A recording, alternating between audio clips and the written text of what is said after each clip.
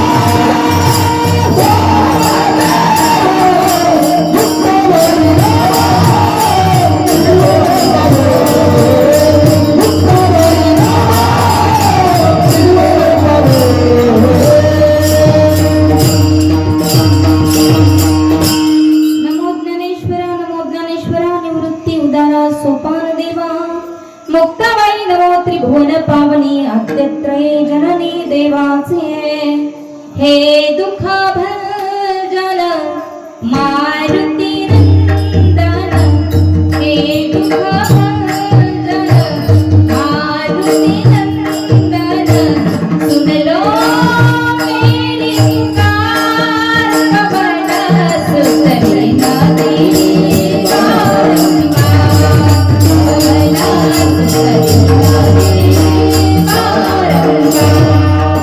हे दुःख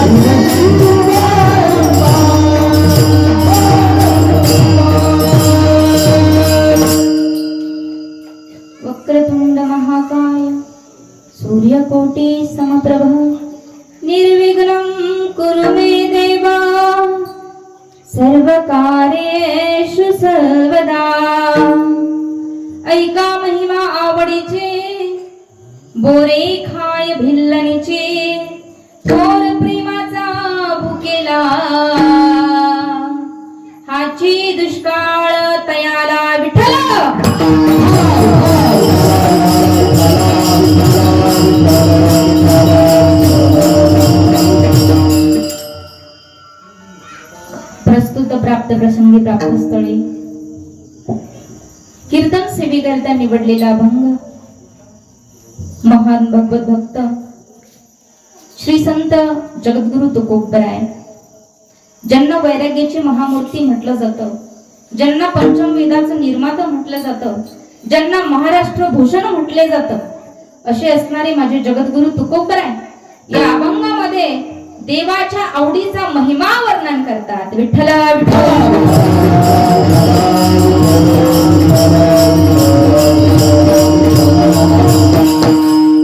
अभंग जगद्गुरु तुकोबरायांचा आहे, 4 चरणाचा आहे. परंतु कीर्तनाला सुरुवात करण्यापूर्वी कोणत्याही वक्त्याचं एक प्रथम कर्तव्य आहे आणि ते म्हणजे असं की थोडीशी ओळख करून देणं.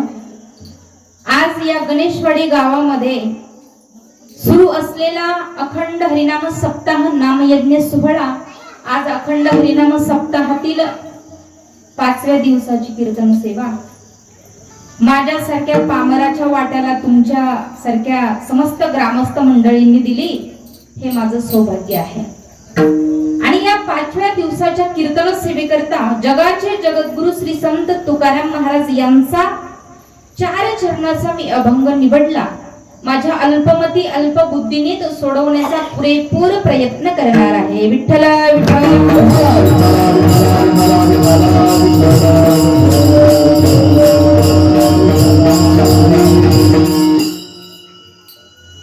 नावच इतकं सुंदर आहे गणेशवाडी. एक गाव एक गणपती ही या गावाची मला वाटते बऱ्याच पूर्वीपासून सुरू असलेली ही संकल्पना आहे. एक गाव एक गणपती. आणि या ठिकाणी स्वयंभू असणारे गणपती बाप्पा विराजमान आहेत आणि या गणपती बाप्पांचाच या ठिकाणी सुरू असलेला हा नामयज्ञ सोहळा आहे. या गणपती बाप्पाच्या या नामयज्ञ सोहळ्यामध्ये आज ही सेवा 4 चरणाच्या अभंगावरती मी या ठिकाणी तुम्हाला हे कीर्तन पुष्प फुलवण्याचा प्रयत्न करणार आहे.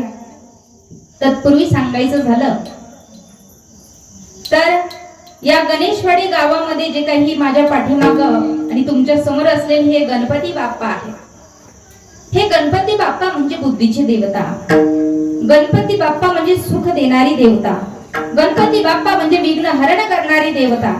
आणि प्रत्येक ठिकाणी प्रत्येक शुभ कार्याच्या ठिकाणी प्रथमतः ज्यांना मंगल स्थान किंवा प्रथम स्थान असतं अशी देवता म्हणजेच गणपती बाप्पा. आणि ह्या गणपती बाप्पांसाठी तुम्ही आम्ही इथं बसलेलो आहोत आणि त्याच्या अनुषंगाने मी मुद्दाम होऊन जगद्गुरु तुकोबरायांचा देवाची आवड प्रतिपादन करणारा अभंग निवडला आहे. विठ्ठल विठ्ठल.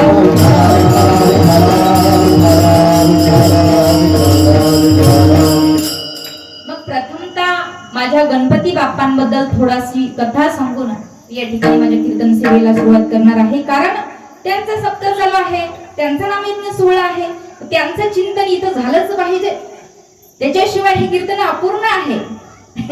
नाहीतर बाप्पा म्हणतील रागवतील नवकाच नाही का, माझा सप्ताह माझा नामयज्ञ सोहळा आणि माझाच गुणविधान नाही या ठिकाणी, असं करून जमणार नाही. म्हणून तुम्ही आणि मी इथं कुणासाठी आलात खरं खरं सांगा. मावशी, पाठीमागच्या मावशी ऐकायला येतं ना, आपण इथं कुणासाठी आलो? आवाज येईना मला, मोठ्याने बोला ना. हा कीर्तन झाल्यावर जेवणारच आहे आपण, पण मोठ्याने बोला. काम करून थकून आल्या वावरातून म्हणून आवाज निघा नका. आपण इथे येतोय रोज, मी आजच आले पण तुम्ही माझ्या आधी 4 दिवस इथं येतात ना. कुणासाठी? माझ्या बाप्पासाठी. कुणासाठी? बाप्पासाठी. बाप्पासाठी तुम्ही 2 तास देता. जर तुम्ही बाप्पासाठी 2 तास दिले ना, अख्खं आयुष्य बाप्पा तुमच्या सेवेत तत्पर रुजू राहणार, यामध्ये कुठल्याही प्रकारची शंका नाही. आहे का शंका? नाही. मग आवडीचा विषय याच्यासाठी निवडला, तुम्हाला बाप्पाविषयी किती आवड, आणि ज्याला आवड त्यालाच इथे येण्याची सवड, ज्याला नाही आवड त्याला नाही झाली सवड. कुणी रस्त्याला उभं राहून ऐकणार, कुणी घरात बसून ऐकणार, कुणी म्हणणार जाऊ द्या आताच काय काम आहे आपलं. शेवटच्या दिवशी डायरेक्ट काला मध्ये देवाचं गणपती बाप्पाचं माझं काही घेणं देणं नाही. मी डायरेक्ट जाणार कुठं कालेला जाणार. तोपर्यंत मी काही तिथं जाऊ शकत नाही. का काय ऐकायची उगाच 2-2 तासाची बडबड. दरवर्षी तेच कीर्तन कीर्तन कीर्तन. एकानं उभं राहायचं, 10-12 जणांनी वाजवायचं आणि 100-200 त्याच्या समोर बसायचं. काय उगाच बडबड बडबड ऐकायची. पण जगद्गुरु तुकोबाराय या अभंगामध्ये असं सांगतात, कीर्तन प्रवचन बडबड नाही.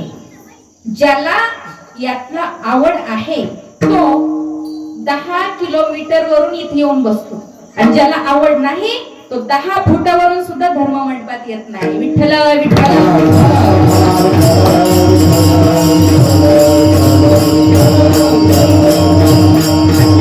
माझे गणपती बाप्पा आणि ही गणपती बाप्पा विघ्नहर्ता देवता आपल्या या समस्त ग्रामस्थांना तुम्हाला लाभली. तुमचं सौभाग्य आहे.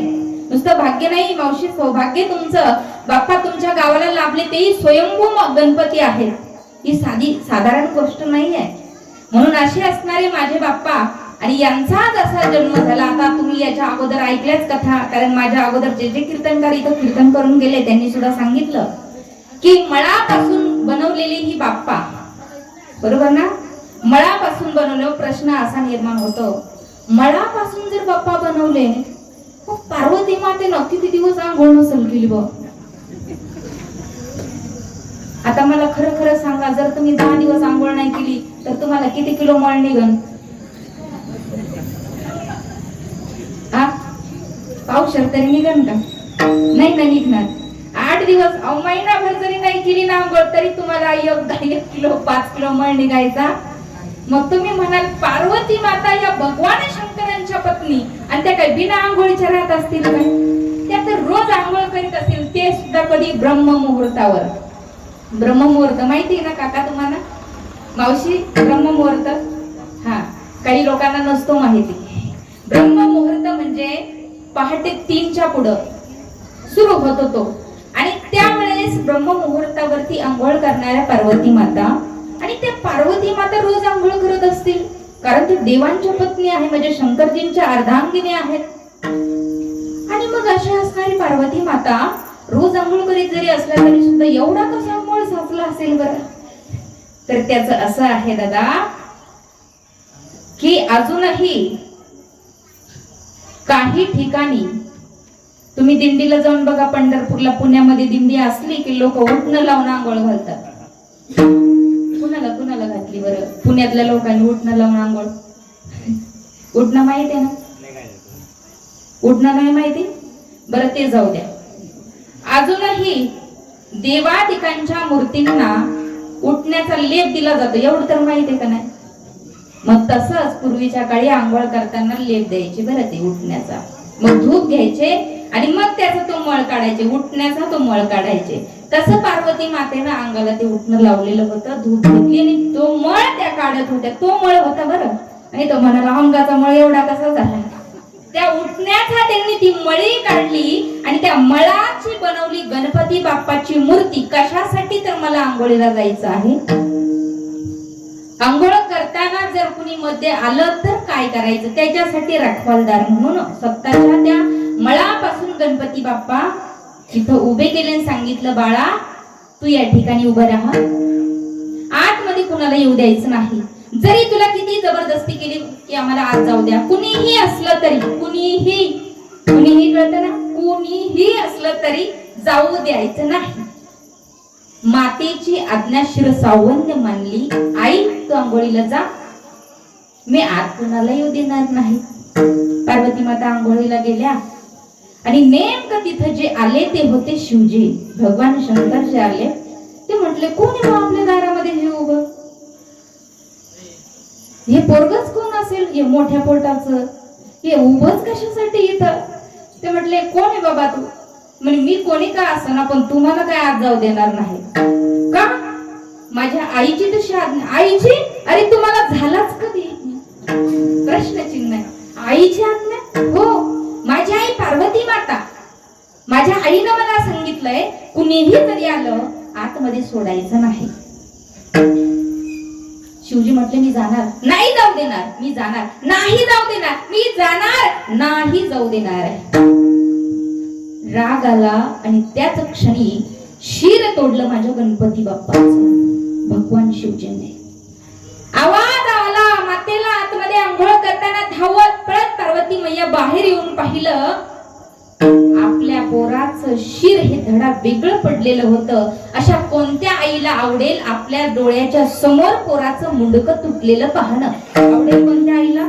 इथं सगळ्या माझ्या माता माऊली बसलेल्या, तुम्हाला आवडेल तुमच्या समोर पोटचा गोळ्याला असं मुंडकं त्याचं तुटलेलं? अशा अवस्थेत नाही ना बघू शकत. किती काळजाचं पाणी पाणी झालं. 11 त्या ठिकाणी शोक करायला लागले, रडायला लागले. सांगितलं, माझा पोरगा आहे, माझं बाळ आहे आणि तुम्ही त्याला मारलं, मला माझं बाळ जिवंत करून द्या. आणि स्त्रीच्या हट्टापायी शास्त्रामध्ये सुद्धा सांगितलं, बाल हट्ट कठीण तसा स्त्री हट्ट सुद्धा लई कठीण असतो बर का. हा इकडचा वर्ग, हा स्त्री हट्टाचा वर्ग आहे बर. आणि ज्यांचे लग्न झाले त्यांना माहित आहे स्त्री हट्ट कसा आहे. एकदा हात हा ना तर मनानं मोठे ना. इकडे बसलेत म्हणून घाबरायला लागले काय तुम्ही? विठ्ठल विठ्ठल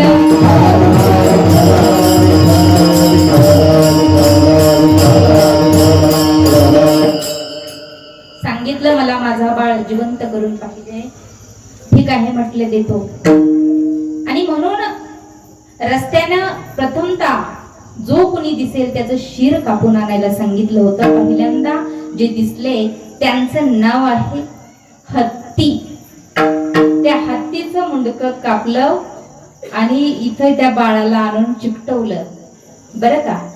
आणि म्हणून त्या दिवसापासून माझ्या गणपती बाप्पांना हत्तीचं मुंडकं लावल्यामुळं गजानन असं नाव पडलं. गज म्हणजे हत्ती आणि आनन म्हणजे तोंड. हत्तीचं तोंड ज्याला लावलं तो गजानन. विठ्ठल विठ्ठल.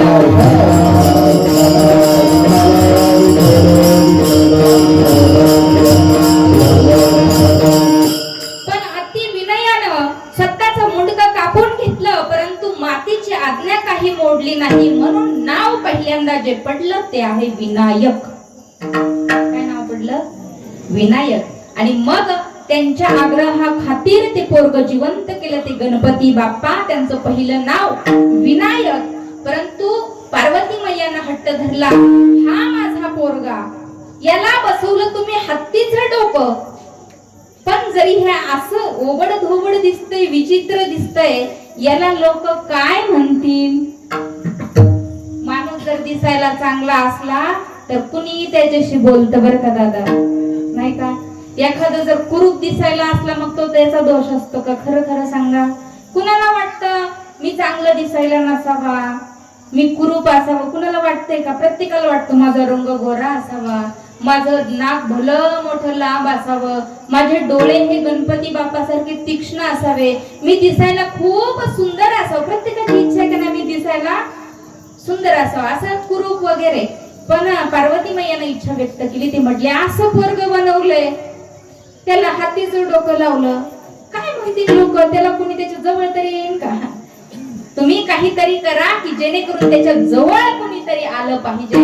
त्यामुळे शंकरजीने सांगितलं, काळजी करू नको. अति विनयाने यानं डोकं कापून घेतलं म्हणून तो विनायक.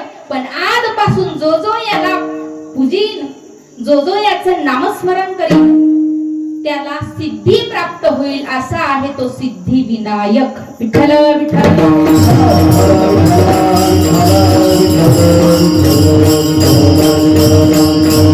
आजपासून पहिल्यांदा जो काही मान असेल तो तुझ्या पुत्राला असेल.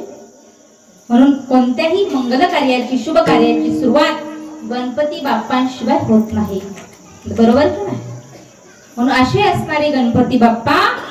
आणि म्हणून प्रत्येक गावामध्ये त्यांचा असा मोठा उत्सव चालू आहे. माणूस आनंदाने म्हणतो, काय?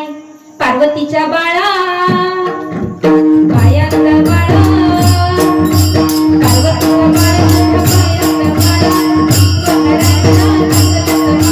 ताशाचा आवाज, ताशाचा आवाज, ताशाचा आवाज,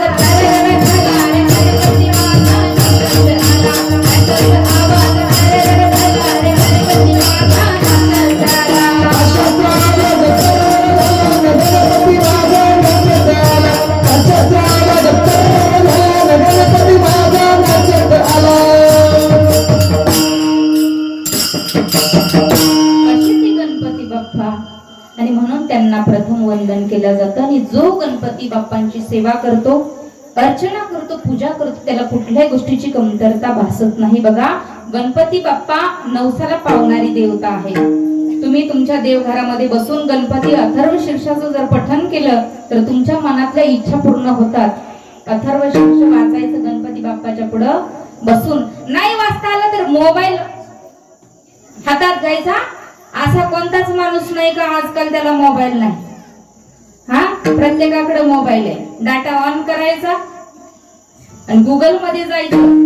नाही लिहिता येत ना, कुणाकडून तरी बटन दाबून घ्यायचं आणि फक्त म्हणायचं गणपती अथर्व शीर्ष. असं म्हटलं की त्या ठिकाणी व्हिडिओ येतील किंवा तुम्हाला पुस्तक नसेल वाचायचं असेल तर तिथं असं पाठांतरात लिहिले ना असा पॅरेग्राफ येणार. तुम्ही वाचू शकता, म्हणू शकता. परंतु हे कशासाठी? तुमचं कार्य सिद्धीस जाण्यासाठी. गणपती बाप्पाची आराधना अत्यंत महत्त्वाची आहे आणि जो त्यांच्या सेवेमध्ये रुजू झाला त्या भक्तासाठी माझे बाप्पा सदैव तत्पर आहे. पण महत्त्वाचं आवड असावी. आवड असेल तर माणूस देवाच्या जवळ जातो आणि आवडच नसेल तर नाही जात ना. म्हणून मागायचं, तुझं मागतो मी आता, मागतो आता, तुझं मागतो मी आता, मागतो आता,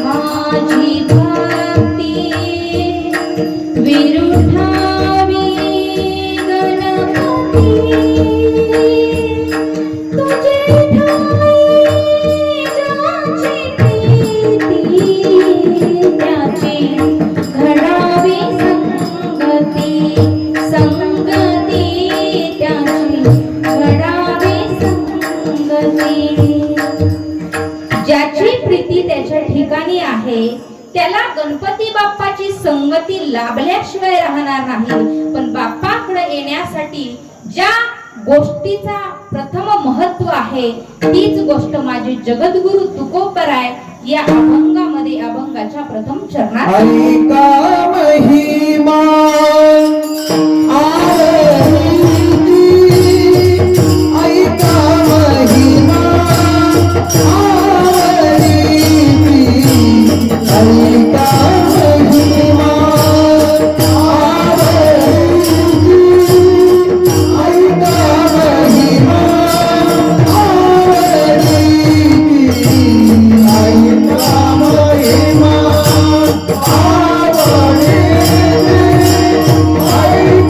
I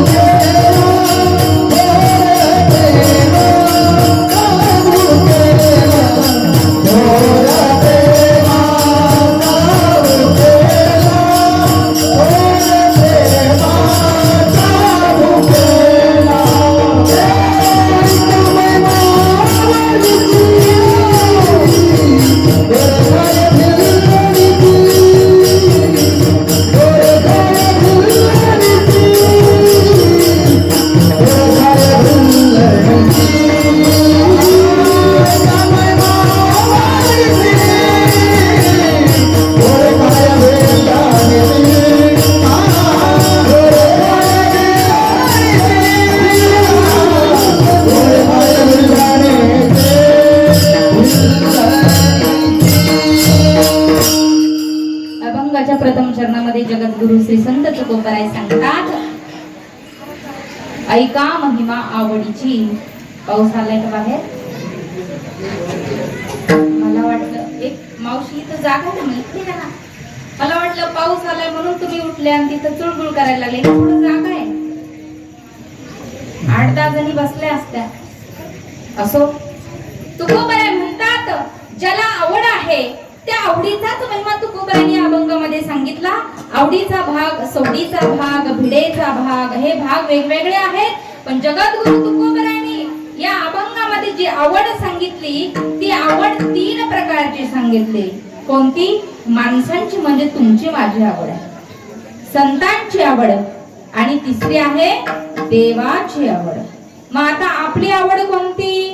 तुम्ही बसलेल्या पैकी तुमची जी जी आवड असेल ती तुमची. आता कुणाला कुणाला मोबाईल बघायला आवडत असेल, कुणाला कुणाला याच्या त्याच्यामध्ये लावून द्यायला आवडत असेल, कुणा कुणाला निंदा करायला आवडत असेल, कुणा कुणाला म्हणायला आवडत असेल, काय बाई आमके आमकेची सूनबाई, काय पोरे बाई 10 वाजता होती. अगं बाई तू पण 12 पर्यंत झोप ना, पण पोटात कशाला गोळा आणती. आपली आवड आहे, काही ना निंदा केल्याशिवाय खपतच नाही, अशी आवड आहे. काही ना तंबाखू अजिबात नाही. काय हो जिवंत का मेलो तेच कळना. आज पार पुढीतच काही राहिलं नाही, पुढीतच काही राहिलं नाही. 10-12 पुढे एकत्र करतात, त्याचं ऑपरेशन करतात. इकडून फाड तिकडून फाड, इकडून फाड तिकडून फाड, कोपऱ्यात एवढं काहीतरी एक इडा तयार करत आणि तोंडात टाकतं. म्हटलं आता बाबा वाटतंय जिवंत असल्यासारखं. आवड त्याच्याशिवाय राहू शकत नाही. ह्या माझ्या माता भगिनी यांना जर मिसरी नसली ना आणि गावात दुकान बंद असावा फक्त आणि घरी मिसरी नसावा, तंबाखू शिल्लक नसावा, आकूट नसावा, पार बाई कधी त्या बाईच्या घरी जात नाही, तिच्या घरी जाऊन बसणार बाई. पण कधी नाही येणार गिराईक लई गोड गोड बोलायला लागलं, आपलं लई कौतुक करायला लागलं, समजायचं याच आपल्याकडे काहीतरी काम आहे. कामाशिवाय माणूस गोड गोड बोलत जवळ येत. खरी गोष्ट ही काय नाही. मला सांगायचं काय, आवडीचा भाग. कुणाला संसाराची आवड आहे, कुणाला परमार्थाची आवड आहे, कुणाला नामस्मरण करण्याची आवड आहे, पण माझे जगद्गुरु तुकोबराय सांगतात ही संसारिकांची आवड झाली.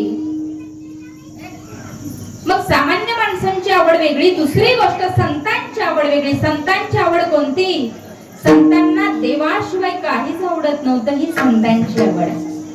आवड देवाची तो ऐका प्रकार, आवड देवाची तो ऐका प्रकार, आवड देवाची तो ऐका प्रकार, आवड देवाची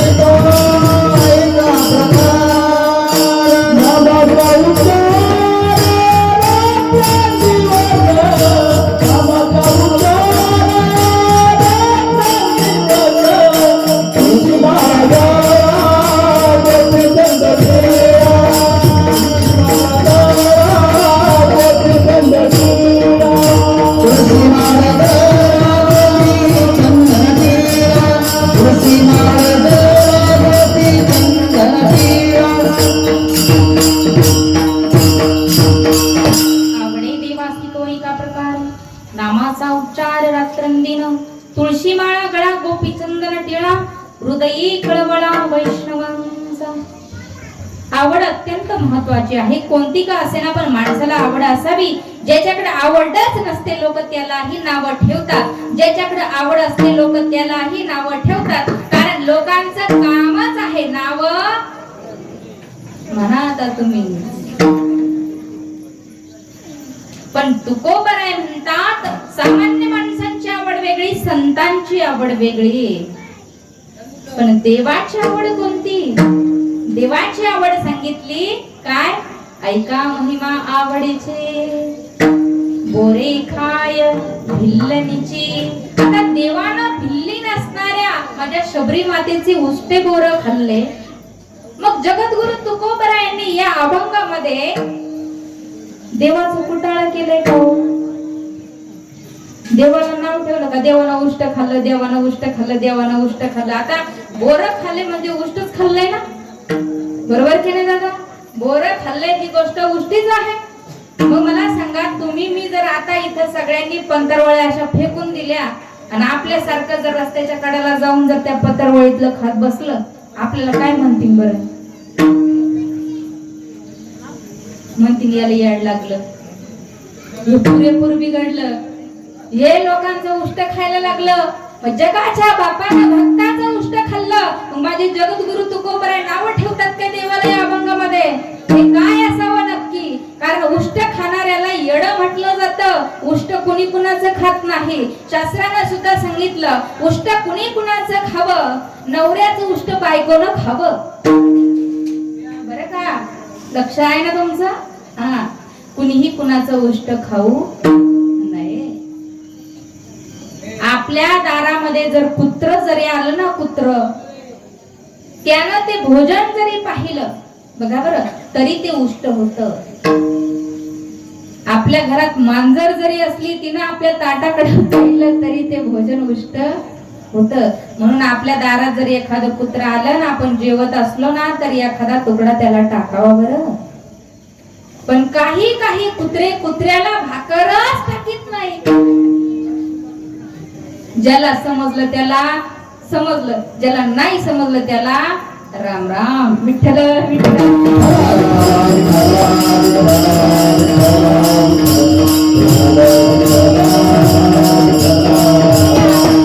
जगाचा बा भक्ताचं उष्ट खातो.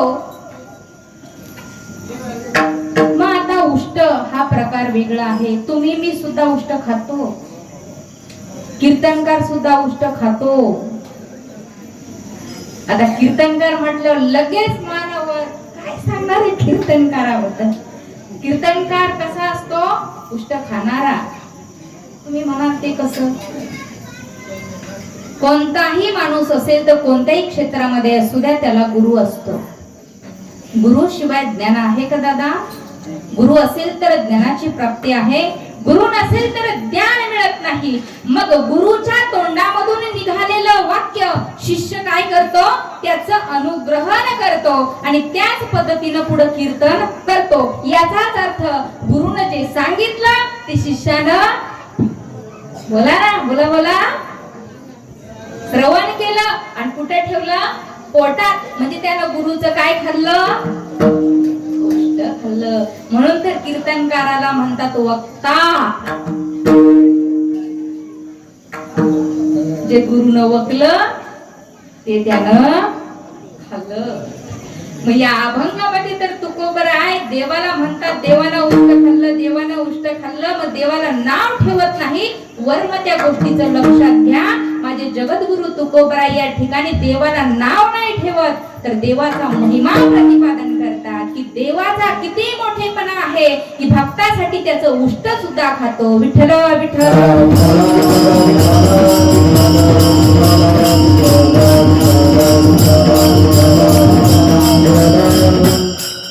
मग देवाला आवडणारी गोष्ट आहे त्याचे भक्त. इथपर्यंत आपण आलोय. देवाला आवडती ती गोष्ट आहे त्याचे भक्त. कारण भक्त किंवा संत जे असतील ना, त्यांनी आपल्यासाठी काय केलं? जगाचे जगद्गुरु संत तुकोबराय त्यांच्या बाबतीत सांगायचं झालं तर ते विठ्ठलाचे भक्त. जगाच्या कल्याणा संतांच्या विभूती, जगाच्या कल्याणा संतांच्या विभूती,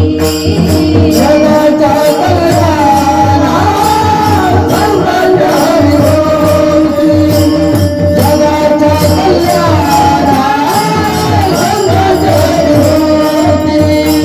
जगाच्या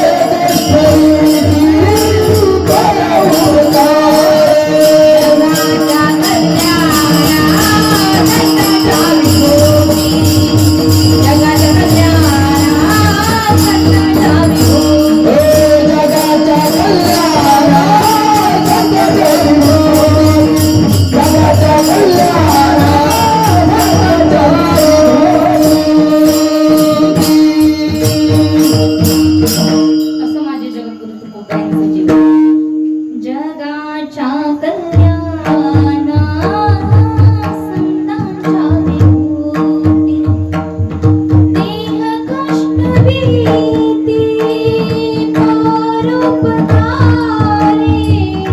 देह कष्ट भीती परोपकारी जगाच्या कल्याणा संतांच्या विभूती जगाच्या कल्याणा संतांच्या विभूती आपल्यासाठी देह झिजवला जगद्गुरु तुकोबरायांनी आपल्याला पाचवा वेद निर्माण करून दिला तुकोबरायांचा गाथा त्यांच्या रूपाने आपल्याला प्राप्ती करून दिली ते तुकोबराय जगाच्या बापाला म्हणतात अरे देवा अरे तू भक्ताचं उष्ट खातोस उष्ट मग उष्ट जिचं खाल्लं तिचं नाव आहे शबरी कोण ताई शबरी बिल्लीने समाजामध्ये जन्माला आलेले मी जात म्हणत नाही बरं समाजामध्ये ही शबरी तिच्या मातंग गुरुदेवांना सांगितलं कारण लहानपणाची शबरी तरुण झाली प्रौढ झाली म्हातारी झाली आता ती का गेली कशी गेली कुठं गेली हे तुम्हाला माहित आहे पण मी डायरेक्ट तुम्हाला ठिकाणावर नेऊन पोहोचवतो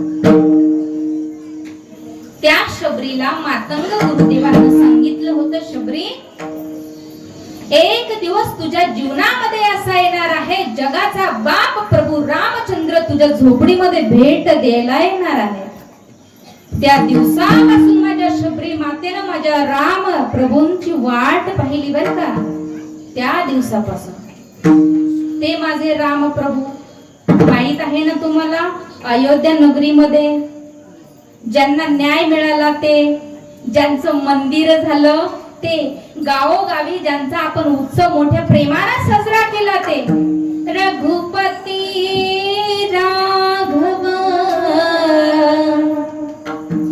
राजा राम पतित पावन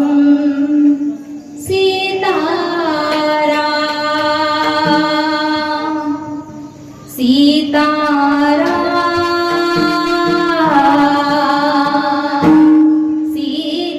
सीताराम भज प्यारे तू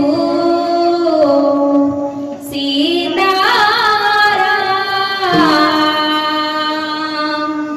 अयोध्या अयोध्या आए मेरे प्यारे राम बोलो जय जय श्री राम हरि आंखों की तारे हैं प्रभु बोलो जय जय श्री राम रघुनंदन का राज तिलकारी राज सिंहासन राम करे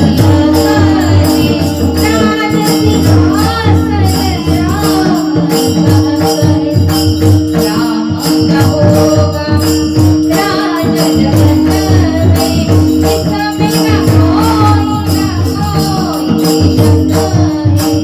किसी भी तुम्हें रहाए मेरे प्यारे राम बोलो जय जय श्री राम अयोध्या अयोध्या आए मेरे प्यारे राम बोलो जय जय श्री राम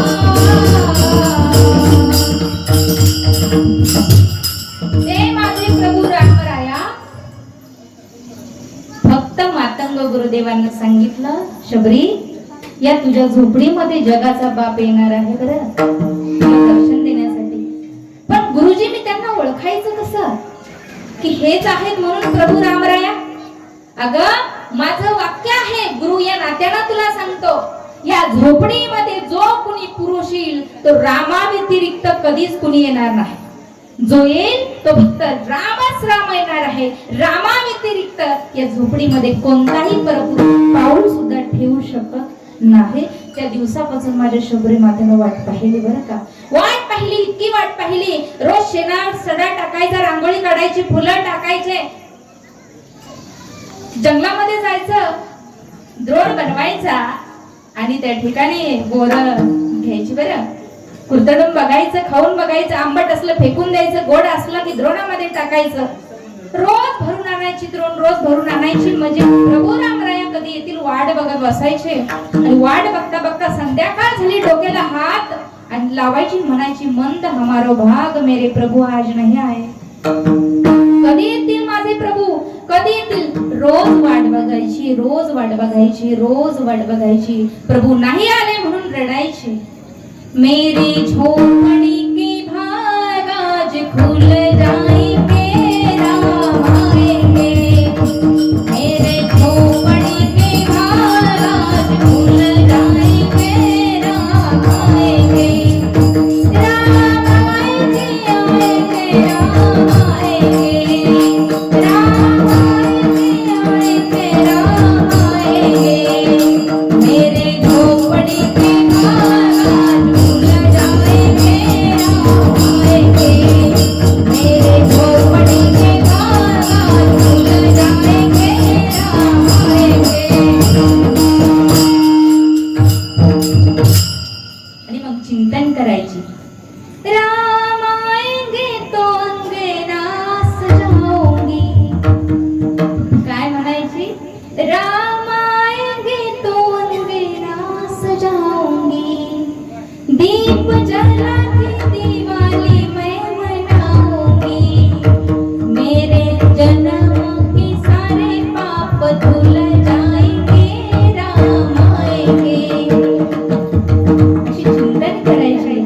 पण माझे प्रभू रामराया नाही आले म्हणून पुन्हा घर सोडून द्यायची, घरामध्ये जायची. पुन्हा तोच दिनक्रम. पहाटे उठायचा, सकाळ टाकायचा, रांगोळी काढायची, फुलं टाकायची. माझ्या प्रभूच्या पायाला घरा टोचला नाही पाहिजे.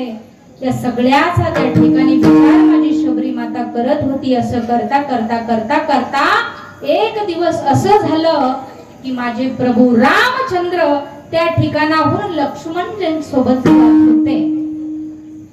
आणि जाता जाता लक्ष्मण भैयानं विचारलं, भैया, राम भैया, यहाँ का तो पेड़ का पत्ता पत्ता भी श्री राम जय राम बोल रहा है भैया, ये क्या बात हुई भैया? त्यावेळेस माझ्या रामप्रभूंनी उत्तर दिलं, म्हणे लक्ष्मणा, आपल्याला एका भक्ताला भेटायला जायचं आहे आणि तो भक्त खूप दिवसापासून वाट बघतोय. त्या भक्ताचं नाव आहे माता शबरी आणि तिच्या भेटीला आपल्याला जायचं आहे. पण ओळखलं कसं तुम्ही इथं शबरी राहते? कारण इथला परिसर जो काही आहे, माझ्या शबरी मातेनं माझं इतकं नामचिंतन केलं, इतकं नामचिंतन, त्या नामचिंतनाचा फायदा त्या ठिकाणच्या परिसरातलं झाडाचं पान ना पान सुद्धा श्रीराम जयराम म्हणत होतं. श्रीराम जय राम जय जय राम, श्रीराम जय राम जय जय राम, श्रीराम जय राम जय राम, श्रीराम जय राम जय जय राम, श्रीराम जय राम जय जय राम, श्रीराम जय राम जय जय राम, श्रीराम जय राम जय राम,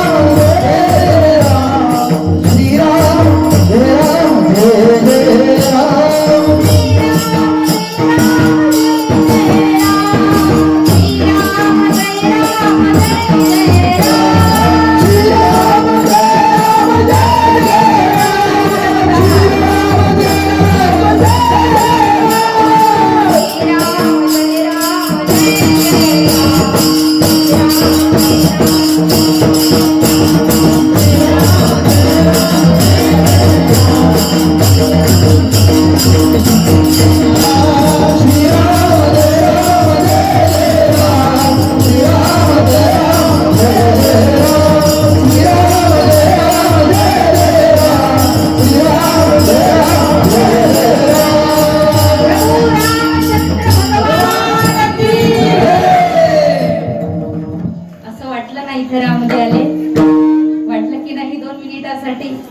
ज्याचं ज्याचं इथंच मन होतं ना, इथंच होतं ना, इथंच होतं ना, त्याला वाटलं काय माझे राम प्रभू या ठिकाणी आले.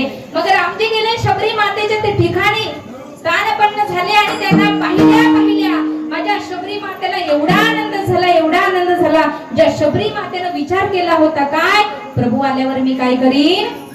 जब मेरे राम जी का आवन होगा, शबरी में तीर का पावन होगा। जब मेरे राम जी का आवन होगा, शबरी के तीर का पावन होगा। जब मेरे राम जी का आवन होगा, शबरी में कुटियों का पावन होगा।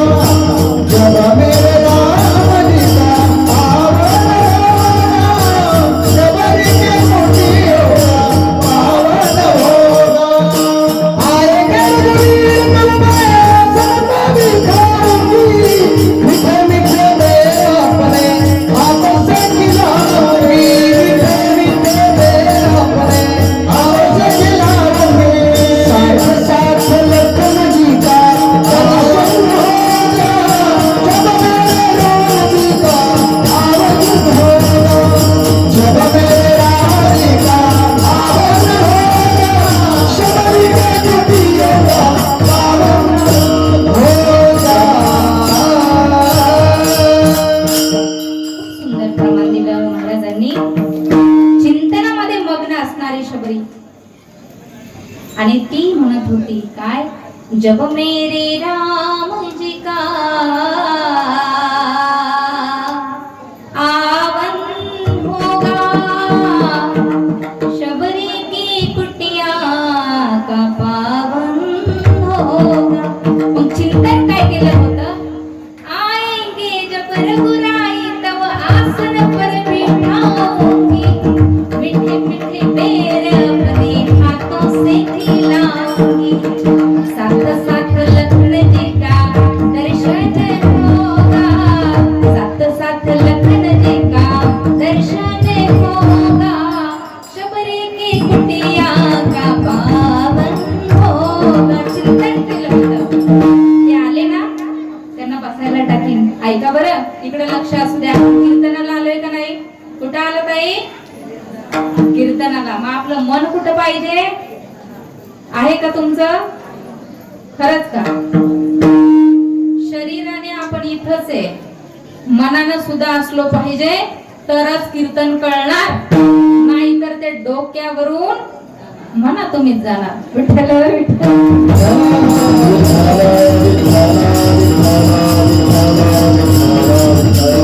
चिंतन करणारी माझी शबरी माता बसायला टाकीन, त्यांचे पाय धुईन, त्यांचं दर्शन घेईन, मग माझ्या प्रभूला माझ्या अशुद्ध दातानं चाखलेले मोर मी खायला देईन.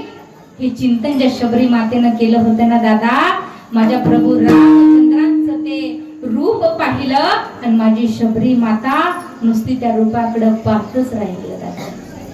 भाव विभोर झाली माझी शबरी माता. काय करू काय करू, काही सुचेन असं झालं. नाही बसायला टाकलं,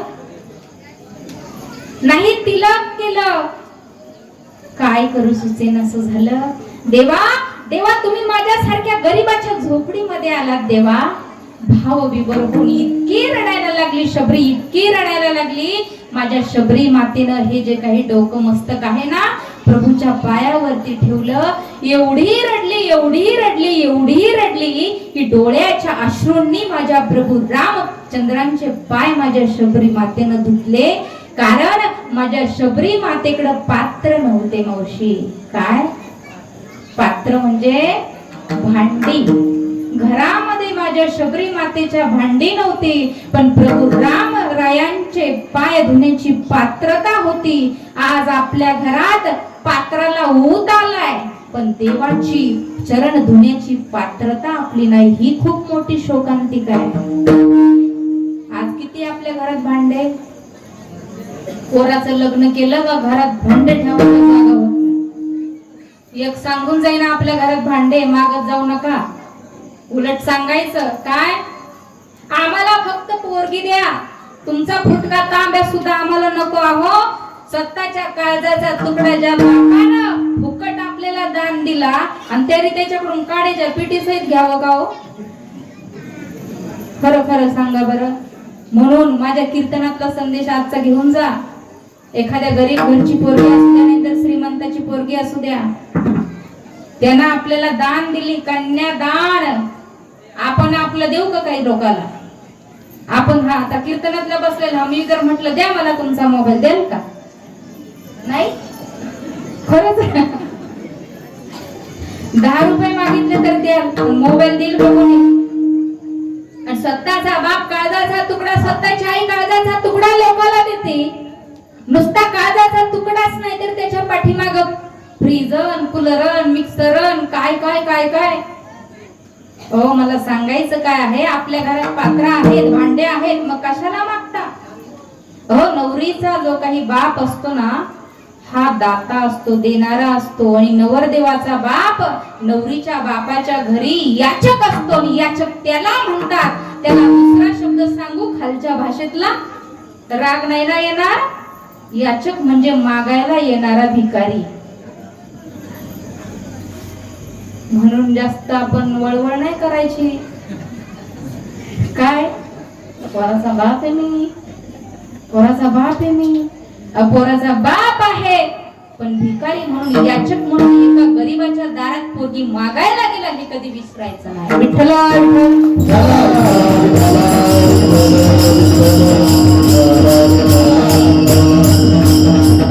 मग कुठं आलो होतो आपण? पात्र भांड्यांपर्यंत आलो होतो. इतकी रडली प्रभू रामचंद्रांचे पाय धुवून काढले, एवढी रडली. आणि मग दर्शन घेतलं माझ्या प्रभू रामचंद्रांचं. बाजूला गेली, तो द्रोण आणला, त्या द्रोणामध्ये बोर होती, बोर. आणि प्रभूंना दिली, देवा भगवंत ही बोर खा. बोर हा देवा तुमच्यासाठी आणली, मोठ्या प्रेमाने आणली. आणि अगं शबरी, मग माझ्यासाठी मोठ्या प्रेमानं बोर आणली, पण ही कुरतडलेली का? पक्ष्यांनी खाल्ली का? नाही देवा. मग शबरी, देवा ही पक्ष्यांनी नाही खाल्ली, ही मी खाल्ली, माझ्या अशुद्ध दाताने चाखून चाखून खाल्ली. आता तुकोबरायांनी सगळं उष्ट्याचं वर्णन या अभंगात सांगितलं, पण मला सांगा शबरी माता कोणतं पद्धत वापरत असेल? हा, दात घासलेले होते का नाही ते सुद्धा माहित होतं का? आंघोळ करत होती का नाही ते सुद्धा माहित होतं का? आणि तरी सुद्धा जगाच्या बापानं आनंदाने स्वीकारलं ना, घेतलं बोरं तोंडामध्ये टाकलं, इतके आनंदाने खायला लागले. म्हटले, अरे वा शबरी, खूप खूप खूप गोड बोर आहे. मग का खाल्ली देवानं भक्ताचं उष्ट? कारण माझ्या देवाला त्या गोष्टीचा दुष्काळ आहे. माझे जगद्गुरु तुकोबा या अभंगाच्या दुसऱ्या चरणात सांगतो.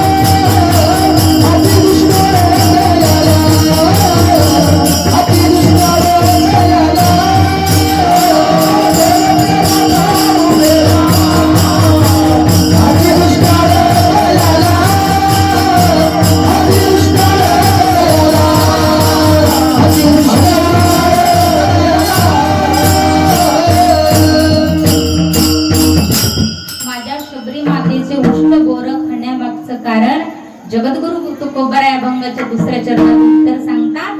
का खाल्लं उष्ट? कारण माझ्या देवाला दुष्काळ पडलाय. कशाचा? थोर प्रेमाचा. भुकेला त्याला भूक लागली प्रेमाची.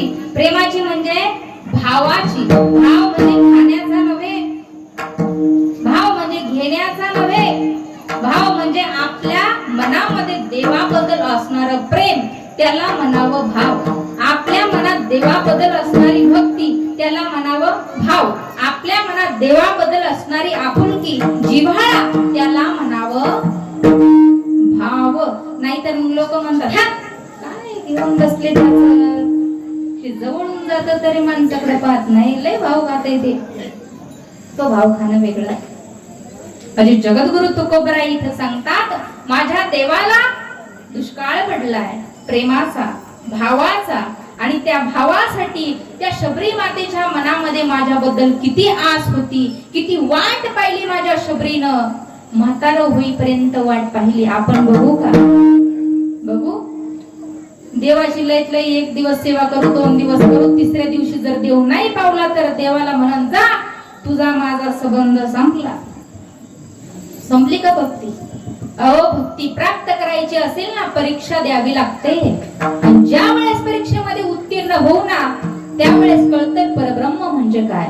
म्हणून ज्याच्या ज्याच्या जीवनामध्ये दुःख आहे, नीट ऐका, ज्याच्या ज्याच्या जीवनामध्ये दुःख आहेत, संकट आहेत, त्यानं स्वतःला दरिद्री समजायचं नाही, त्यानं स्वतःला भाग्यवान समजायचं. कारण देव दुःख त्यालाच देतो ज्याच्याकडे दुःख पचवण्याची शक्ती असते. म्हणून भाग्यवान समजायचं. ज्याला ज्याला दुःख आहे, संकट आहे, समजायचं मला माझी नेमणूक केली देवानं दुःख द्यायला.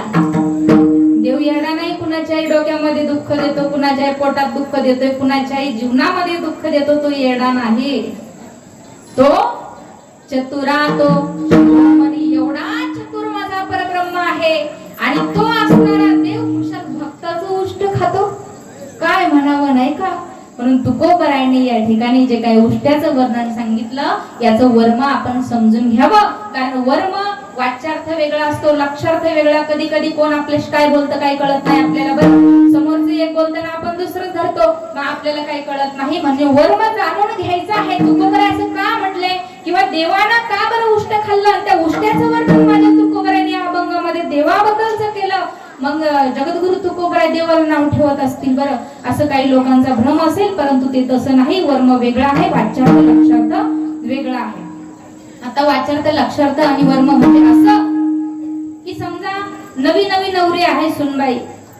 आता नवी नवी असली म्हणजे लय लाडकीच असती.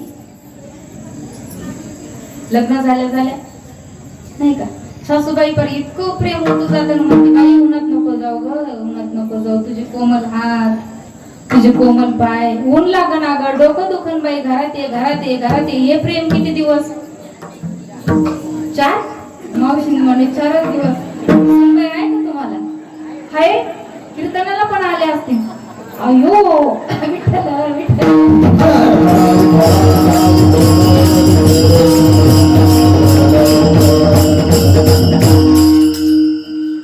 हे प्रेम किती दिवस असतं? मावशी म्हणे 4 दिवस असतं. मग आता त्यांच्या सुनबाईला माहित असं आपल्याला किती दिवस असं प्रेम दिलं नाही का. असं विनोदाचा भाग वेगळा आहे. मला सांगायचं एवढं आहे की आपल्या मनामध्ये देवाबद्दल अत्यंत भाव पाहिजे, प्रेम पाहिजे, निष्ठा पाहिजे. आणि म्हणून जगाचा बाप काय करत असतो, भक्ताचं उष्ट खातो. हे वर्म आपण जाणलं पाहिजे. नवी नवी नवरी, लग्न झालेली नवरी, सासूबाई सांगते बाई चांगलं वाग, काही येत नसेल तर काळजी करू नको, मी आहे ना, मी आहे ना. अगं मी करीन, तुला नाही येत तर जाऊ दे राहू दे, मी करीन मी करीन मी करीन. कोण म्हणती? सासूबाई. मग सासूबाईला जायचं होतं गावाला, म्हणून सुनबाईला सांगितले, हे बघ सुनबाई तू नवी नवी नवरी आहे, एक काम करायचं, आपण राहतो वरच्या मजल्यावर, नीट ऐका, आपण राहतो वरच्या मजल्यावरती, मग खाली काय उतरून जायचं का नाही जायचं? तू नवी नवी, बोला ना पुढं, नवी नवी नवरी आहे. मग आता मला 4 दिवस पाहून जायचं आहे, म्हणून तू एक काम करायचं, घरातलं तुला होईल तेवढं फक्त काम कर, जे नाही झालं ते माझ्या वाट्याला ठेव. हे नवीन नवीन सासूचं प्रेम असतं सुनाबद्दल, बर का मावशी.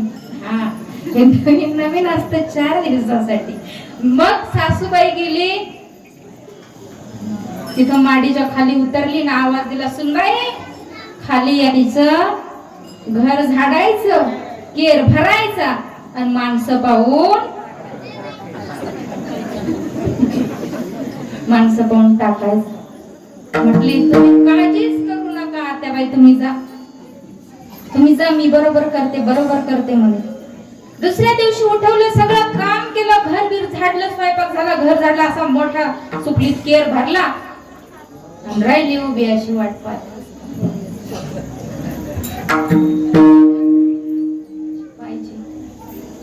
1 तास झालं, 2 तास झालं, 3 तास झालं, दिसला बा एक सफेद कपड्यावाला माणूस. जसा तो आला बरोबर त्याच्या अंगावर केर जसा टाकला तसा त्यानं वर पाहिलं. म्हणलं, ए बाई तुझे डोळे बिळे फुटले का काय? एवढा मोठं वाहन चालताना दिसलं नाही का म्हणे तुला? कुशाला जाणून बुजून अंगावर माझ्या केर टाकला. अरे बाबा म्हणे बोलायचं काम नाही, माझ्या सासूने मला सांगितलंय माणसं पाहून केर. आता माणसं पाहून टाक म्हणजे माणसं पाहून टाकायला सांगितलं होतं का? हा, मग त्याचा अर्थ काय आहे? माणसं नसताना ते वर्मतीला कळलं का? म्हणजे जगद्गुरु तुकोबराय या अभंगामध्ये सांगतात, भक्ताचं देवानं उष्ट खाल्लं, पण कशासाठी खाल्लं? तर भक्ताच्या मनात देवाबद्दल भाव आहे म्हणून खाल्लंय. विठ्ठल विठ्ठल.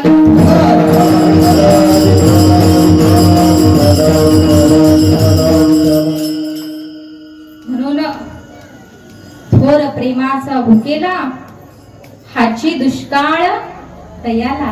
माझ्या देवाला दुष्काळ पडलाय. मग प्रेम अत्यंत महत्वाचं आहे. प्रेम इतकं महत्वाचं, कारण जर प्रेम देवावरती केलं तर सुखाची प्राप्ती. कशाची? जे तुम्हाला मला हवंय.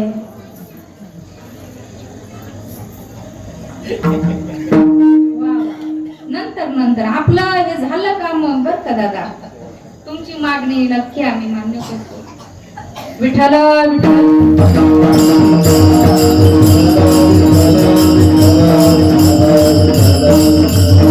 आपलं आता दुसऱ्या चरणापर्यंत आलंय. 3रं 4थं अगदी थोडक्यात सोडवणार दादा, आणि तुमची जी काही मागणी आहे ते आपण नक्की पूर्ण करू बरं. पण तुम्ही इथे येऊन बसले असते तर बरं झालं असतं, तुम्ही रोडच्या कडाला उभे राहिला. असं आपलं चाललं होतं प्रेम जर असेल तर सुखाची प्राप्ती होते. मी म्हणत नाही, माझ्या संतांनी सांगितलंय, प्रेम सुख देई, प्रेम सुख देई,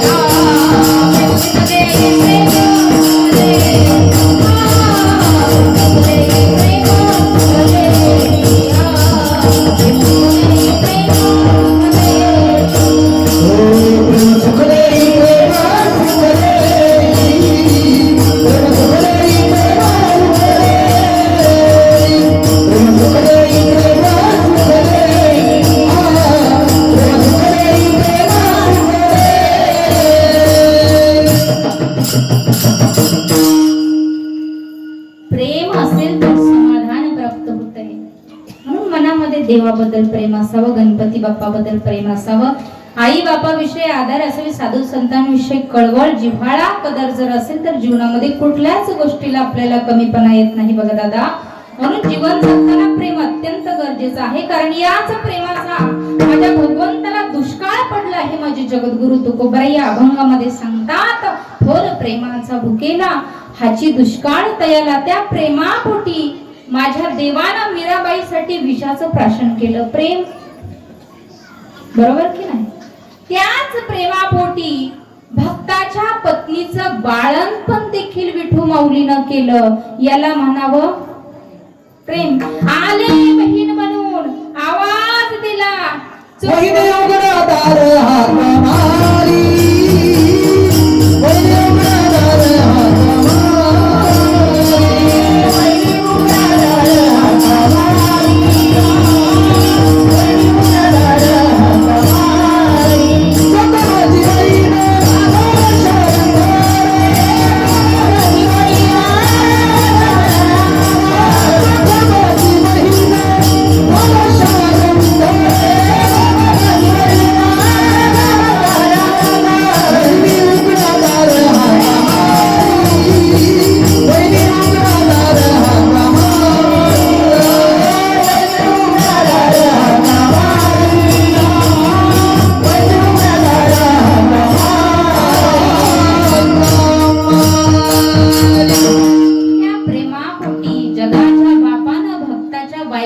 बाळांपण केलं. चोखोबाची बहीण झाला शारंगर देव, बहीण झाला चोखोबाच्या बायको. चोखोबाची बहीण झाला शारंगर, वहिनी उघडा दार हाका मारी. आवाज दिला मी आले, दार उघडा. आणि त्या ठिकाणी भक्ताच्या बायकोचं बाळंतपण जगाच्या बापानं केलं. नुसतं बाळंतपण नाही, कपडे धुणं, आंघोळ घालणं, एवढी नीच काम भक्तासाठी देव करतो. पण तुकोबाराय म्हणतात कारण त्याला प्रेमाचा दुष्काळ पडलाय म्हणून. तर मीराबाईसाठी विषाचं प्राशन केलं हे तुम्हाला माहित आहे. कृष्ण परमात्मा आणि ती मीराबाई, त्या मीराबाईचं जीवन किती प्रेम होतं कृष्णावरती, किती प्रेम होतं सांगू. हे आँखों जो शाम का दर्शन किया करे, हे शीश जो प्रभु चरण में वंदन किया करे, बेकार मुख है जो रहे व्यर्थ बात में, मुख है जो हरि नाम का सुमिरन किया करे, हीरे मोती से नहीं शोभा है हाथ की, हे हाथ जो भगवान का पूजन किया करे, मर कर भी अमर नाम है उस जीव का जग में, प्रभु प्रेम में बलिदान जो जीवन किया करे, ऐसी लागी लगन, ऐसी लागी लगन, लागी लागी रे लगन, लागी लागी लगन, ऐसी लागी लगन, मेरा गई मगन, ऐसी लागी लगन, मेरा गई मगन, तो गई गई गई गई आग लगी, ऐसी लागी लगन, मेरा गई मगन, ऐसी लागी लगन, मेरा गई मगन. ऐसे लागी लगन मीरा हो गई मगन, ऐसे लागी लगन मीरा हो गई मगन, मीरा हो गई मगन, मीरा हो गई मगन. एवढा वेळ लागलं होतं. ऐसी लागी लगन मीरा हो गई मगन, हो तो गली गली गली हरी हरी गुनगान लगी, महलों में पली बन के जोगन चली, महलों में पली बन के जोगन चली, मीरा रानी दीवानी कहाने लगी, ऐसी लागी लगन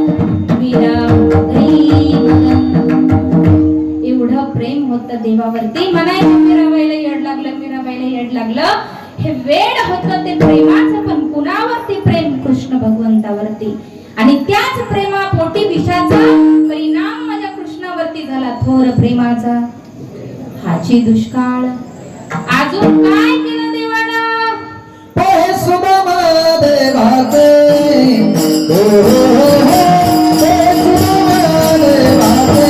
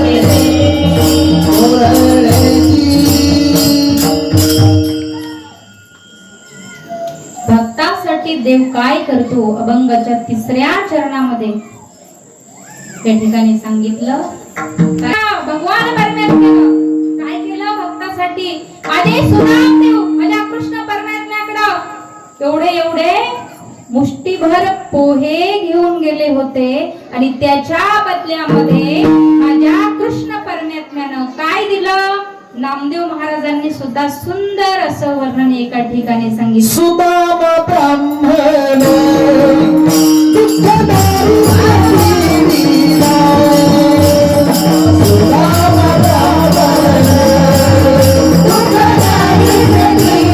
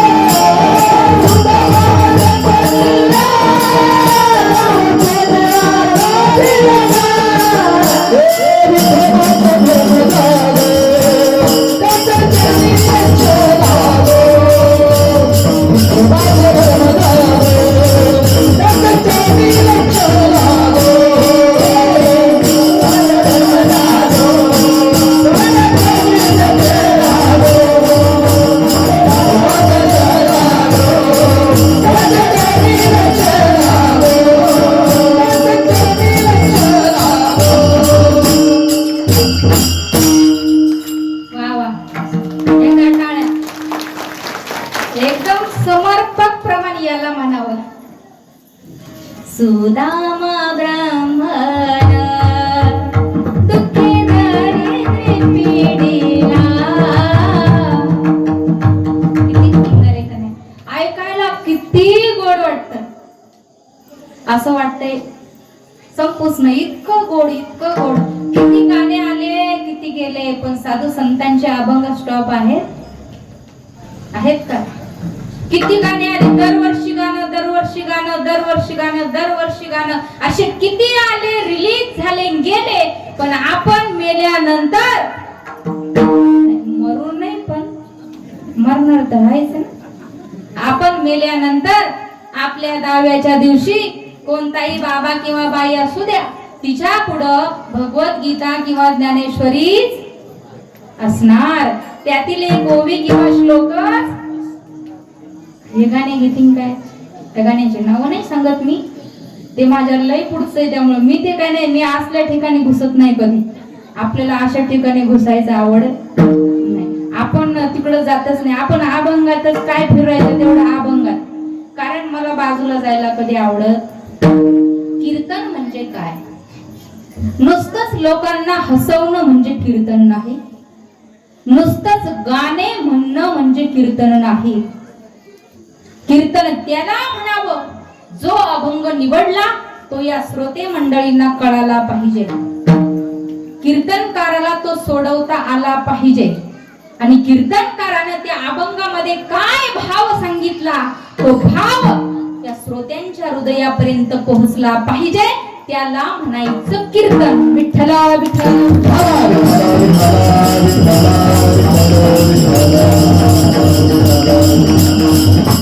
मग गेले त्या ठिकाणी पोहे घेऊन, भाव सांगते भाव. अडवलं द्वारपालानं, नाही जायचं नाही जायचं. तुम्हाला सगळ्याला कथाभाग माहित आहे, मी जास्त तुमचा वेळ घेतच नाही, सांगत नाही, कारण तुम्हाला माहितच आहे की एवढ्या एवढ्या मुठभर पोहे. काय आणलं सुदामा, काय आणलं सुदामा, काय आणलं? दाखव तरी वहिनीनं मला काय दिले. अरे काय दिले, कसली पुरचुंडी, दाखव तरी. असे लपवत होते बाजूला. फटक्याच कापड्यामध्ये पुरचुंडी होती, सोडली, बघितलं काय होतं ताई त्याच्यात? पोहे होते, पोहे. मला वहिनीनं पाठवलं, हे खायला पाठवलं, घेतलं, तोंडामध्ये टाकलं, आणि बदल्यात काय? सोन्याची नगरी दान दिली. घेसी तेव्हा ऐसा अससी. देव अगोदर काहीतरी घेतो आणि नंतर आपल्याला देतो. म्हणजे त्या भक्तासाठी. मग बघितलं का सुदामजीचे हाड असे मोजून घेण्यासारखे म्हटले का कृष्ण परमात्मा? सुदामजीच्या अंगावरती गुडघ्यापर्यंतच धोतर आहे, ते धोतर फाटलेलं आहे, कमरेमध्ये वाकलेले आहेत, हातामध्ये काठी आहेत. अवतार असा आहे की जवळ सुद्धा एखादं जाणार नाही, तरी सुद्धा माझ्या जगाच्या बापानं सुदामजीला पाहिल्या त्यांच्या गळ्याला मिठी मारली. जगाच्या बापानं गळ्याला मिठी मारली सुदामजींच्या. याचा अर्थ देव भक्ताचं शरीर बघत नाही, तर देव भक्ताच्या मनातला भाव बघतोय. विठ्ठला विठ्ठला.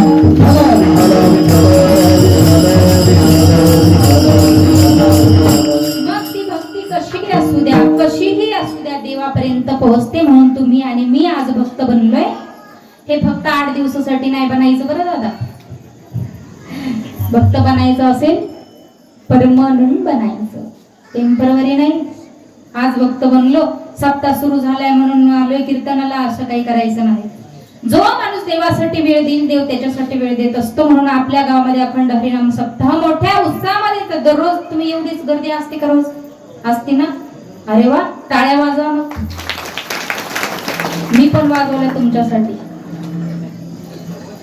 कारण देवासाठी हा वेळ आहे. तुम्ही कोणत्याही भावनेनं या, शुद्ध असू द्या किंवा अशुद्ध असू द्या. तुमच्या मनात देवाबद्दल, गणपती बाप्पाबद्दल भाव असू द्या किंवा म्हणा ना नसू द्या, असू द्या किंवा नसू द्या, तरी सुद्धा तुम्हाला माझे गणपती बाप्पा त्याचं फळ देणार. देव देतोच फळ. असो नसो भावाला तुम्ही आधारा, कृपा दृष्टी पाहे मनवे पंढरी राया, कृपा दृष्टी पाहे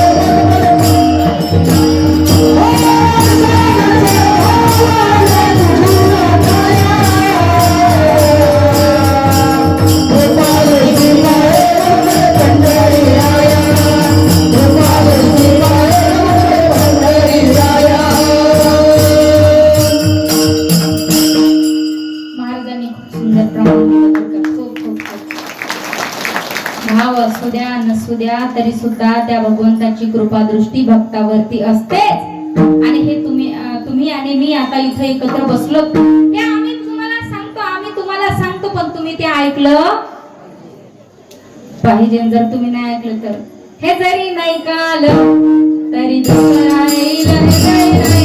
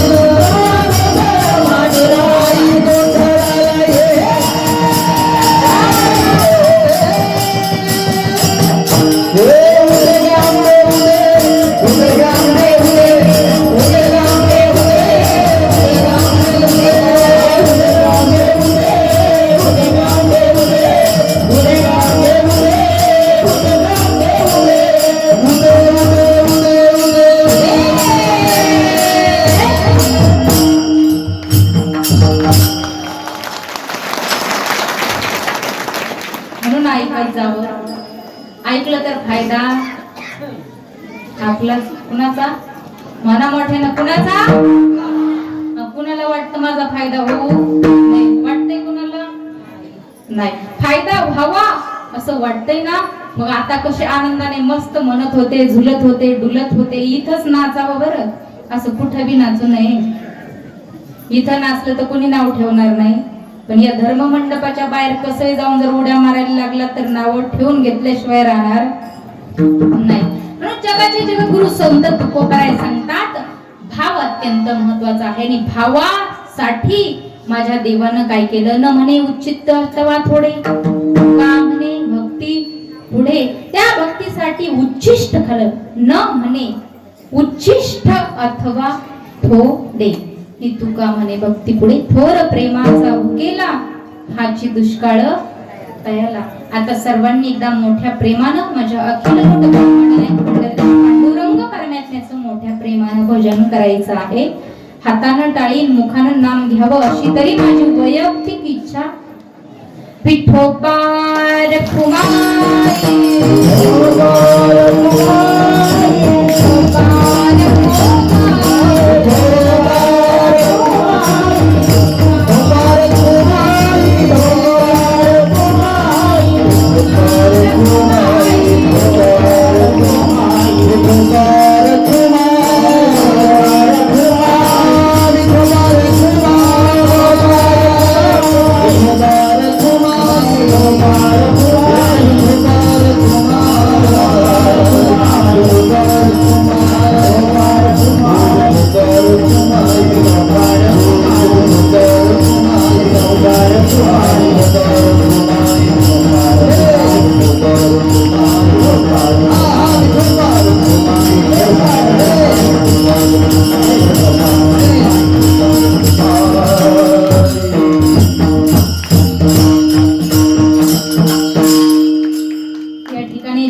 जगद्गुरु संत श्री संत जगद्गुरु तुकोबाराय यांचा चार चरणाचा आवडीचा महिमा प्रतिपादन करणारा अभंग मी या ठिकाणी निवडला. आता सर्वांनी एकदा 5 मिनिट फक्त मी तुमचे घेणार आणि माझ्या कीर्तन सेवेला पूर्णविराम देणार आहे. 5 मिनिटासाठी कालावधी आहे, पण भजन आपल्याला करायचे 2-3 मिनिटाचं. आणि भजन केलं तर ते माझ्या बाप्पापर्यंत पोहोचणार आहे. बरं, माझ्या विठू माऊलीपर्यंत ते पोहोचणार. सगळ्यांनी हात वर करा. चला बरं,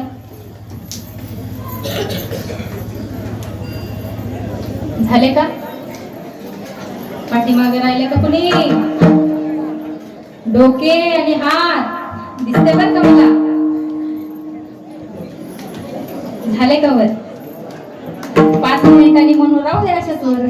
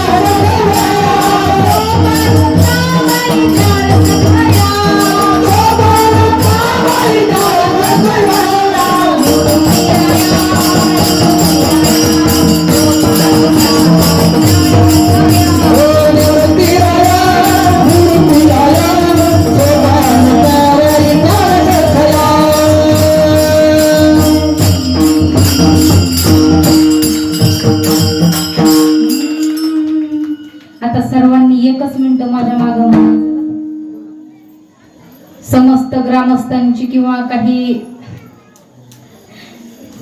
भाविकांची म्हणते बरं का अपेक्षा आहे आणि त्या अपेक्षेपोटी बरं तुमच्या सर्वांच्या प्रेमापोटी रडू नको बाळा अरे मी पाण्याला जाते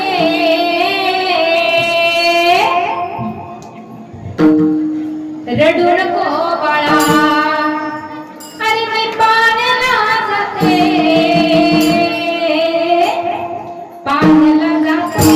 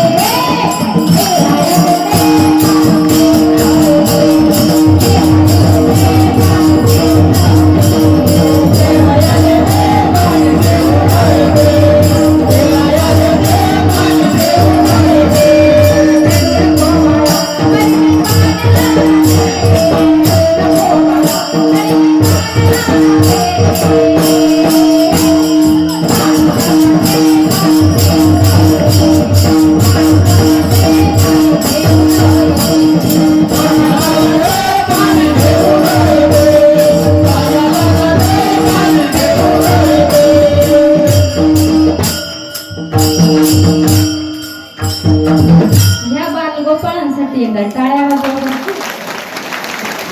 पुन्हा तेच काय माहिती बाबा कुळी कन्या पुत्र ओशीचे सात्विक तयाचा हरी वाटे देवा.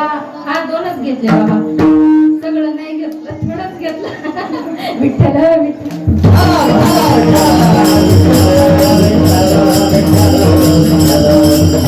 काय ना आपलं भजन असतं तर सगळं घेतलं असतं. आपलं कीर्तन आहे ना काहीतरी मर्यादा असते आपली कीर्तनाची म्हणून आपलं एकच घेणार होते शरण पण म्हटलं जाऊ द्या. दादांची इच्छा होती तर चिठ्ठी माझ्यापर्यंत पोहोच केली लिहून पाठवलं. रडू नको बाळा मी पाण्याला जाते गवळण म्हणा. त्यांची इच्छा होती आणि म्हणून मी या ठिकाणी हे गवळण म्हणण्याचा प्रयत्न केला. मला काही एवढं भारी मानता येत नाही पण एक छोटासा प्रयत्न केला. असो गणपती बाप्पांचा सुरू असलेला अखंड हरिनाम सप्ताह नामयज्ञ सोहळा या सोहळ्यातील आजची माझी ही 5व्या दिवसाची कीर्तन सेवा. या 5व्या दिवसाच्या कीर्तन सेवेमध्ये जगाचे जगद्गुरु श्री संत तुकोबाराय यांना आवडीचा महिमा प्रतिपादन करणारा 4 चरणाचा अभंग मी निवडला. ऐका महिमा आवडीची बोरे खाय भिल्लनीची थोर प्रेमाचा भुकेला हाची दुष्काळ तयाला. या अभंगावरती माझ्या अल्पबुद्धीने मी बोलण्याचा प्रयत्न केला. बोलताना काही चुकलं असेल तर माझ्या बुद्धीचे दोष आहेत. जे जे बरोबर असेल ते माझ्या गणपती बाप्पाच्या कृपेने प्राप्त झालेले विचार आहेत. झालेली कीर्तन सेवा तुम्हा माता मौल्यांच्या सत्पुरुषांच्या चरणी अखिल कोट ब्रह्मांड नायक पंढरदीश पांडुरंग परमात्मा माऊली महावैष्णव ज्ञानोबराय आपल्या इथे विराजमान असणारे माझे गणपती बाप्पा विघ्नहर्ता देवता या बाप्पांच्या चरणी समर्पित करते. या ठिकाणी आजचे असणारे मृदंगाचार्य हरिभक्त परायण कपिल महाराज पवार दादा अगदी तुमचं गोड वादन आहे, ही सेवा तुमच्या चरणी. आणि तुम्ही बसले दादा, तुम्ही हा? गणेश महाराज थोडं ऐका, कमी वयामानानं होतं, काय करावं आता. या ठिकाणी माझ्या ताई, माझ्या भगिनी. ताई, तुमचं नाव? गुंजाळताई. या ठिकाणी विनेकरी बाबा, टाळकरी आहेत, गायक वृंद आहेत, चोपदार 2 होते ना. म्हटलं इतके 2 होते ना, आता एक गायब झाले का काय? भूक भीक लागली का काय? म्हटलं गेले का काय तिकडे? भूक भीक नाही लागली, उभं राहून नाही ना बाबा. वयाच्या मानानं 2 तास इथं कीर्तनकाराच्या मागे उभं राहणं सोपं नाही. आपण बसल्या बसल्या मांडे किती वेळा हलवले असतील तुमचं तुम्हाला माहिती.